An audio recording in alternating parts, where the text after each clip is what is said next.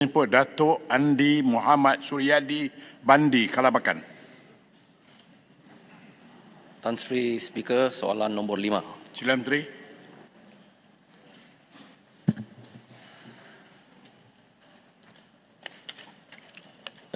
Tan Sri Yang Di-Pertua, saya ucap terima kasih kepada Yang Berhormat yang bertanyakan soalan berkenaan dengan isu-isu di bawah seliaan Kementerian Luar Negeri, terutamanya isu-isu berkaitan dengan Laut Cina Selatan. Datuk Tan Sri Yang Di-Pertua, seperti mana Dewan Yang Mulia ini sudah maklum, kerajaan sentiasa memberikan perhatian kepada isu-isu di Laut Cina Selatan. Bendera Malaysia berhubung isu di Laut Cina Selatan ini, Tan Sri, adalah jelas dan konsisten. Semua pertikaian dan penyelesaian isu-isu berhubung Laut Cina Selatan hendaklah berdasarkan Undang-Undang Antarabangsa dan Konvensyen Undang-Undang Laut Pertubuhan Bangsa-Bangsa Bersatu 1982 atau dengan izin United Nations Convention on the Law of the Sea 1982, ringkasnya UNCLOS 1982. Kementerian Luar mengambil maklum dan sentiasa memantau perkembangan isu-isu di Laut Cina Selatan, termasuklah ketegangan antara China dan Filipina di Laut Cina Selatan. Dalam hal ini, saya ingin memaklumkan bahawa ketegangan ini berlaku adalah di luar kawasan maritim Malaysia berdasarkan Peta Baru Malaysia pada tahun 1979.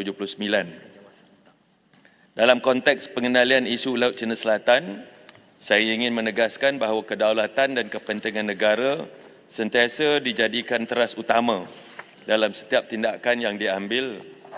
Seperti mana Dewan Yang Mulia ini sudah maklum, isu berkaitan Laut Cina Selatan merupakan isu yang kompleks dan sensitif. Oleh yang demikian, Tan Sri Di-Pertua, isu ini perlu dikendali secara berhati-hati, teliti dan menyeluruh. Setiap tindakan yang diambil oleh kerajaan adalah berdasarkan pertimbangan yang komprehensif tanpa mengenepikan kedaulatan, hak kedaulatan dan kepentingan negara. Antara usaha serantau untuk memastikan keamanan dan kestabilan serta mengelakkan ketegangan di Laut Cina Selatan, negara-negara ASEAN dan China telah memeterai dengan izin Declaration of Conduct of Parties in the South China Sea ataupun DOC pada 4 November 2002, Tan Sri. Selaras dengan persefahaman di bawah DOC ini, negara-negara ASEAN telah mengambil pendekatan dengan izin safe restraint dan memastikan tindakan-tindakan yang diambil dan aktiviti yang dijalankan di Laut Cina Selatan tidak akan meningkatkan ketegangan di lapangan. Buat masa ini, negara-negara ASEAN dan China sedang merundingkan dengan izin Code of Conduct in the South China Sea ataupun COC yang dilihat sebagai satu kod tata cara bagi mengelakkan konflik dan ketegangan di Laut Cina Selatan. Ianya adalah tanpa prejudis terhadap tuntutan wilayah dan maritim negara masing-masing. Rundingan COC ini, Tan Sri, dilaksanakan oleh negara-negara anggota ASEAN dan China menerusi platform dengan izin ASEAN Joint Working Group, ASEAN China Joint Working Group on the implementation of DOC dengan izin ASEAN China Senior Official Meeting on the implementation of DOC berdasarkan satu dengan izin Single Draft Negotiating Text yang digunakan semasa asas rundingan.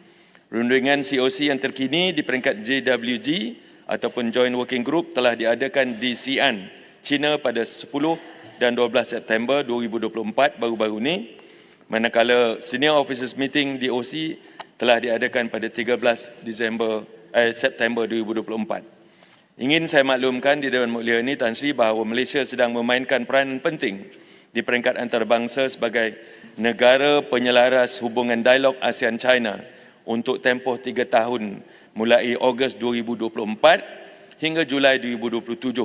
Sebagai negara penyelaras antara Malaysia dengan peranan Malaysia adalah pengurusi bersama dengan China dalam merundingkan draft COC ini. Dalam hubungan ini, Malaysia beriktizam untuk memastikan supaya kod tata laku ini jika dipersetujui akan menjadi satu dokumen yang efektif dan substantif untuk menangani isu-isu berkenaan Laut Cina Selatan. Malaysia akan sentiasa memastikan bahawa COC yang dirundingkan tidak sekali-kali mengenepikan kedaulatan, hak kedaulatan dan kepentingan negara, Tan Sri Pengerusi. Sebagai pengerusi ASEAN pada tahun 2025, Malaysia komited untuk menyelesaikan isu-isu berkaitan Laut Cina Selatan secara konstruktif dengan menggunakan forum dan saluran diplomatik yang sesuai. Malaysia akan terus menyuarakan pendirian tegas berhubungan isu Laut Cina Selatan di pelbagai platform bagi memastikan kedaulatan, hak kedaulatan dan kepentingan negara akan terus dipelihara. Terima kasih. Baik, saya jemput Kalabakan. Terima kasih Tan Sri Speaker, terima kasih Yang Berhormat Menteri atas jawapannya tadi. Yang Berhormat Menteri telah menghadiri sidang kemuncak ASEAN ke-44 dan 45 di Laos baru-baru ini. Cuma saya ingin bertanya, sejauh manakah resolusi ataupun apa-apa perbincangan yang dicapai itu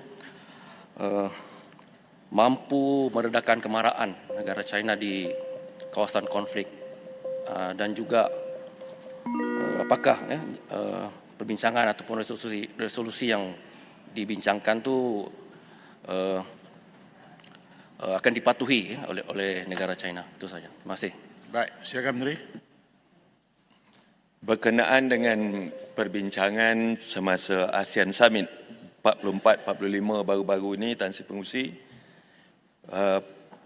pokok perbahasan negara-negara ASEAN sesama sendiri dan juga dengan rakan-rakan dialog dan juga dengan rakan-rakan bukan dialog, banyaknya berkisar dua perkara, iaitu berkenaan dengan isu Gaza dan isu Laut Cina Selatan dan juga isu di Myanmar dan isu-isu yang serantau dan juga sedunia. Berkenaan dengan apa yang ditanya oleh Kalabakan tadi, kita memang merundingkan dan kita mahu melihat seperti yang saya sebut tadi, Tan Sri Pengerusi, supaya isu Laut Cina Selatan ini dirunding dengan cara terbaik melalui saluran diplomatik dan platform-platform rundingan secara ASEAN. Kita minta supaya isu Laut Cina Selatan ini diurus secara bersama oleh negara-negara ASEAN, bukan satu negara bersendirian untuk mengurus dan merundingkannya. Itu sebabnya Malaysia berazam, kita sebagai negara yang penyelaras dengan China untuk 3 tahun akan datang ini, kita cuba sedaya upaya untuk kita memuktamadkan Code of Conduct di Laut Cina Selatan, di mana dia akan secara konstruktif semua pihak bersetuju dan dia akan digundingkan dengan cara terbaik, dan ini akan menjadi dokumen panduan untuk semua pihak berkenaan Laut Cina Selatan. Berkenaan dengan ketegangan yang berlaku di sana, negara-negara ASEAN dan seluruh negara-negara yang menghadiri, negara yang bersahabat menghadiri ASEAN Summit meminta supaya isu di Laut Cina Selatan ini jangan menjadi satu ketegangan yang serius, supaya semua pihak melakukan self-restraint, supaya kita mengadakan perbincangan, dan apa jua perbincangan yang dilakukan itu mestilah berasaskan kepada undang-undang antarabangsa dan juga undang-undang laut, Convention of United Nations Convention of the Sea, of the Law of the Sea 1982 itu yang berbahagia, Tan Sri. Jadi ini langkah yang kita ambil, ini approach yang kita ambil supaya ketegangan di Laut Cina Selatan ini dapat dikendurkan dan tidak menjadi sebagai suatu masalah yang serius. Terima kasih.